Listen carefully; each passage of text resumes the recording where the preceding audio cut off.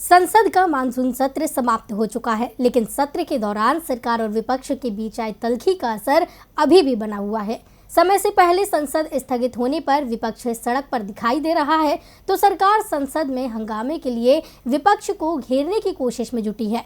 विपक्ष के सवालों का जवाब देने के लिए आज मोदी सरकार ने अपने 8 मंत्रियों को उतार दिया।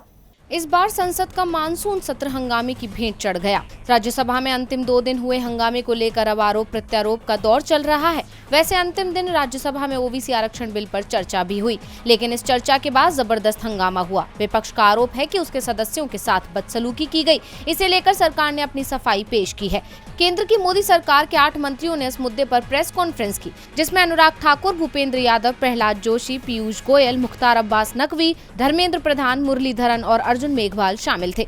विपक्ष के आरोपों का जवाब देते हुए राज्यसभा नेता सदन पीयूष गोयल ने कहा कि विपक्ष अब नौटंकी कर रहा है। विपक्ष ने महिला मार्शल पर हमला किया और माफी भी नहीं मांगी। ऐसा इतिहास में पहली बार हुआ है। 6 सांसद कांच तोड़कर जबरन घुसे। संसद में जो हुआ पूरे देश ने देखा। विपक्ष ने सदन की गरिमा गिराई। विपक्ष के इस रवैये से देश दुखी है। सत्र न चलने देना विपक्ष का एजेंडा था। केंद्रीय संसदीय मंत्री प्रहलाद जोशी ने सत्र को बर्बाद करने का विपक्ष पर आरोप लगाया। कहा, फिर सदन कैसे चला, कोविड पर चर्चा कैसे हुई, हंगामा वो करें, कुर्सियां वो उछाले, पेपर वो फाड़ें और आरोप हम पर लगाएं। मंत्रियों का परिचय करवाने के लिए भी शांति रखने की अपील की थी। सरकार की ओर से महंगाई, कोरोना संक्रमण, कृषि मामलों पर चर्चा के लिए मंजूरी दी गई थी, लेकिन विपक्ष ने एक भी बात नहीं मानी। भूपेंद्र यादव ने विपक्षी सांसदों के बर्ताव को गलत बताते हुए कहा कि टेबल पर चढ़ना सांसदों की अमर्यादिता को दर्शाता है।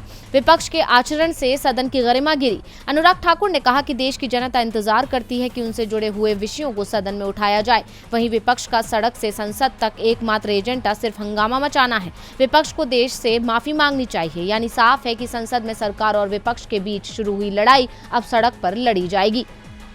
डीवी लाइव की रिपोर्ट।